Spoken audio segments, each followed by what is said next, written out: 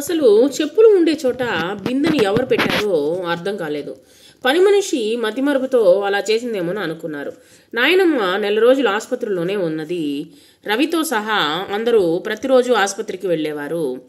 నాయనమ్మకు తొందరగా నయం కావాలని దేవునికి మొక్కారు. తమ అమ్మా నాన్నలతో ఇంట్లో అందరూ నాయనమ్మ ఆరోగ్యం గురించి బాధపడుతుంటే రాజు కూడా దిగులు పడ్డాడు. అయ్యో, నాయనమ్మకు ఈ కష్టం కలగడానికి కారణం నేనే కదా, ఏదైనా అనుకునేది జరిగి నాయనమ్మ ప్రాణాలకు ప్రమాదం జరిగి ఉంటే అని ఆలోచించగానే అతనికి చాలా బాధగా అనిపించింది. ఇంకోసారి ఇలా మా అమ్మకు కూడా జరిగి మా అమ్మ కాలు విరిగితే ఉంటే అనుకోగానే అతనికి చాలా ఏడుపు వచ్చేసింది అనమాట. అందరితో కలిసి మునుపటిలాగా మాట్లాడలేకపోయాడు. ముభావంగా ఉండిపోయాడు. అంటే ఎవరితోనూ మాట్లాడకుండా ఉండిపోయాడు అనమాట. రాజు ఇలా ఎందుకు ఉంటున్నాడో ఎవరికీ అర్థం కాలేదు. రాజును మామూలు మనిషిని చేయడానికి రవి ఎంతగానో ప్రయత్నించాడు. రవి ఎంత పిలిచినా అతనితో ఆడుకోవడానికి రాజు పోలేదనమాట. కొద్ది రోజులకు నాయనమ్మ ఇంటికి తీసుకొచ్చారు. నాయనమ్మ కాలికట్టుతో మంచం మీదనే ఉండిపోయింది. రాజుకు నాయనమ్మను చూస్తే దుఃఖం వచ్చేసింది. ఆమె దగ్గరకు పోయి వెంటనే చూసుకుంటూ కూర్చునేవాడు.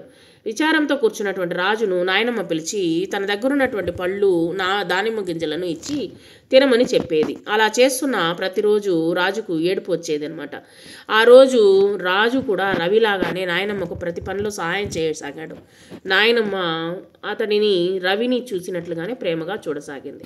నాయనమ్మ తనను ప్రేమగా చూస్తున్న కొద్దీ రాజుకు తాను చేసినటువంటి తప్పు గుర్తుకొచ్చి ఏడుపు వచ్చేదనమాట. ఆ ఏడుపు నుండి ఎలా తప్పించుకోవాలో అతనికి తెలియలేదు. ఒకరోజు ఇంట్లో ఎవరు లేనప్పుడు నాయనమ్మ ఒడిలో తలవాల్చి ఏడ్చాడు రాజు.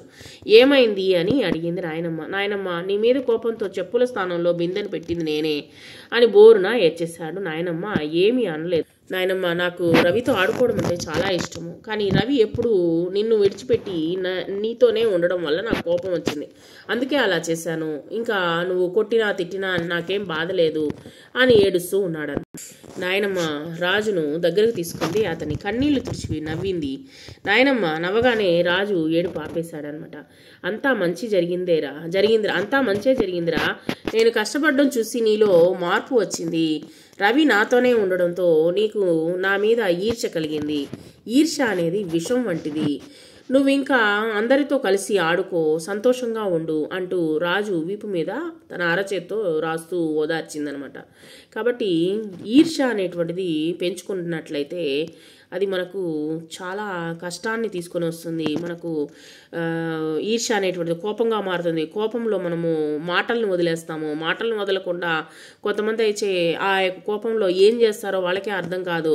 సో ఇలాంటి తప్పుడు మాటలు మాట్లాడతారు. సో ప్రవర్తన అనేటువంటిది వేరుగా మారుతుంది. సో ఇలాంటి పనులన్నీ మనము మనుషులం కదా మనము. సో ఈ విధంగా మారడం వల్ల ఏమవుతుందంటే అందరినీ బాధ పెట్టిన వాళ్ళం అవుతాం అనమాట. కాబట్టి మనము వీటిలన్నిటినీ కాస్తో కూస్తో వచ్చేసి అవాయిడ్ చేసుకుంటే చాలన్నమాట. ఎవరిపైనా ఈర్ష్య అనేటువంటిది పెంచుకోకుండా ఉన్నట్లయితే మన యొక్క జీవితం వచ్చేసి ఆనందమయంగా ఉంటుంది.